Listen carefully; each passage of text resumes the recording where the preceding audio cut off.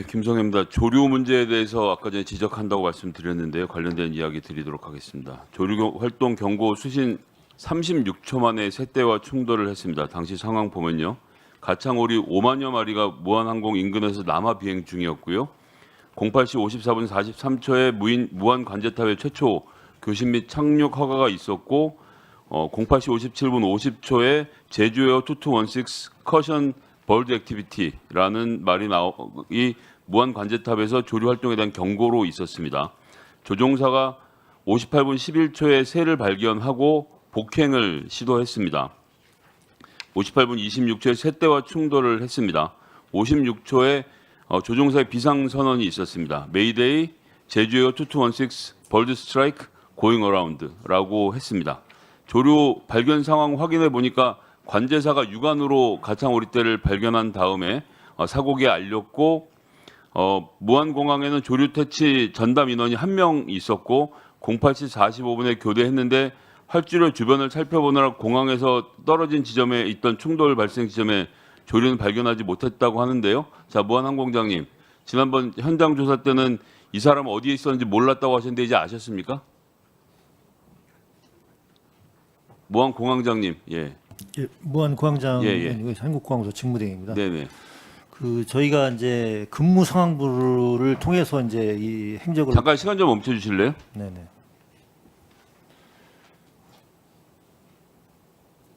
답변 장난으로 하지 마시고요. 네. 묻는 말에만 답변하세요. 어디 있었는지만 얘기하라고요. 남의 아까운 시간 낭비하지 마시고. 다시 하겠습니다. 자, 어느 위치에 있었는지 알려주시겠습니까? 아직 파악이 안 되고 있습니다. 1년 반이 지났는데 관측자 위치를 파악 못했다는 얘기를 감히 청문회에 와서 나옵니까? 그게 지금 현장 조사에서 이틀 전에 물어봤는데 지금 나가서 파악해 오세요. 세부적인 내용 지금 나가서 파악해 오세요.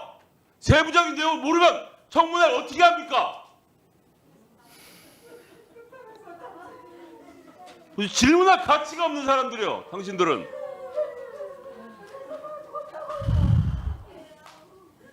자, 어쨌거나 조류 활동에 대한 경고는 한 번만 있었던 걸로 확인이 됐습니다. 충돌 지점이 공항과 수 킬로미터 이상 떨어진 것이었고 육안 관측이 어렵다는 것은 알지만 비행기와 충돌 30초 전까지 새떼를 발견하지 못한 경위, 새떼 인지 과정, 인지 후 대응 경과에 대해서 명확한 사실관계가 필요하다고 보여지는데요. 항철이 조사단장님, 이 부분에 대해서 어떻게 확인이 되셨습니까? 예, 부단장님.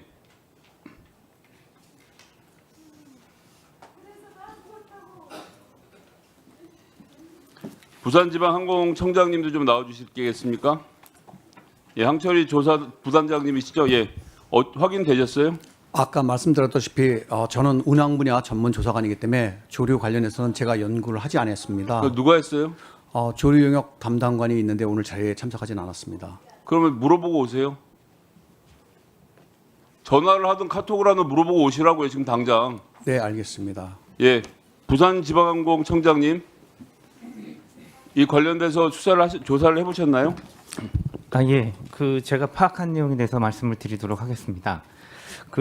의원님 질의하신 부분은 관제사가 조류 충돌 부분에 대해서 조류를 관측한 이후에 전파하고 나중에 소방대하고 그러니까 그건 다 알고 있고요. 그걸 파악하셨냐고요.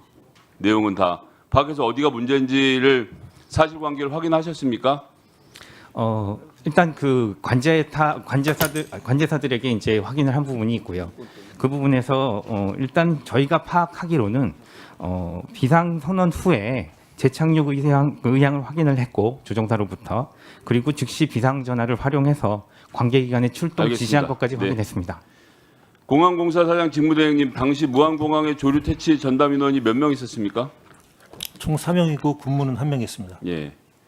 24년 기준으로 인천공항은 46명이 근무했습니다. 이 외지에 나가서도 보고 새떼를 실제로 쫓기도 했는데 한 명밖에 없었던 이유를 좀 봐야 되겠는데 무안항공이 철새 도래지와 인접해 있습니다. 전국 공항 중 24년 조류 충돌 발생률이 1만 운항당 22.4회로 가장 높은 수준인데 4명으로 인천공항의 10분의 1 정도에 미치지밖에 못했습니다. 왜 이러는지 찾아봤더니 국토부 고시에 있더군요. 조류 등 야생동물 충돌 위험 감소에 관한 기준에 보니까 조류 개체수나 충돌 이력 같은 실질적인 위험 요소는 배제하고 항공기 운항 횟수, 활주로 운영 시간만을 가지고 인력을 산정했기 때문입니다. 국토부 장관님, 이게 전담 인력의 기준이 국토부의 고시가 돼 좀 비합리적이고 항공 안전에는 무관심했던 거 아닙니까? 어떻게 보십니까? 예. 유족들과 피해자들에게 국가가 좀 이건 사과해야 될 문제라고 보는데 당시 사고의 예. 예. 이번 그 무한 사고 119 사고에 대해 여러 가지 이유가 있겠지만 이 조류 충돌이 사실상 그 시작이기 때문에 그 조류 충돌에 대한 여러 가지 위험성에 대한 어떤 국토부 차원의 국가적 차원에서 대책이 사실상 미비했던 후과를 현재 저 기준표를 보면 정확히 알 수 있다고 생각하고요. 그 점에 대해서 국토부 장관으로서 다시 한번 국민 여러분들께 또 유족 여러분들께 사과 말씀 드리겠습니다. 의사진행 발언. 예, 그 공항공사 사장 직무대행이 저희가 현장 조사에서 그 조류를 그 당시 쫓던 사람 한 사람밖에 없었다고 하는데 어디 있는지도 저희가 그날 물어봤거든요. 뭐 위원장님 잘 기억하시겠지만 그런데 오늘도 답변을 준비를 안 해왔는데 이 부분에 대한 답변을 좀 꼭 받았으면 하고요. 그다음에 아까 전 항철이 조사 부단장도 내 분야가 아니서 알아서 모르겠다고 할 것 같으면 아니 단장 부단장이 나온 건 그 사람이 이런저런 분야의 일을 파악해서 나와서 답변하는 게 상식적인데요. 뭐 여기 장관님들이 나와서 답변하시면 장관님이 그 일을 해서 아는 게 아니지 않습니까? 이렇게 좀 부실한 점에 대한 지적을 해주시고 지금 이 세대 인지하고 인지 후 대응 경과에 대해서 항철이가 조사를 했는지를 좀 어떻게 할 수 있는지 좀 위원장님께서 좀 엄히 꾸짖어 방법을 찾아주실 거 좀 부탁드리겠습니다. 예. 그 꾸짖을 방법은 우리 간사들 좀 의논을 해주시기 바라고요.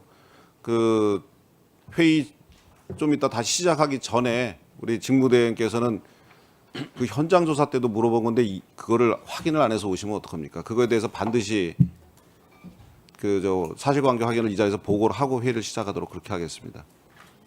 아시겠어요? 그리고 부단장한테도 질문한 것도 마찬가지고요.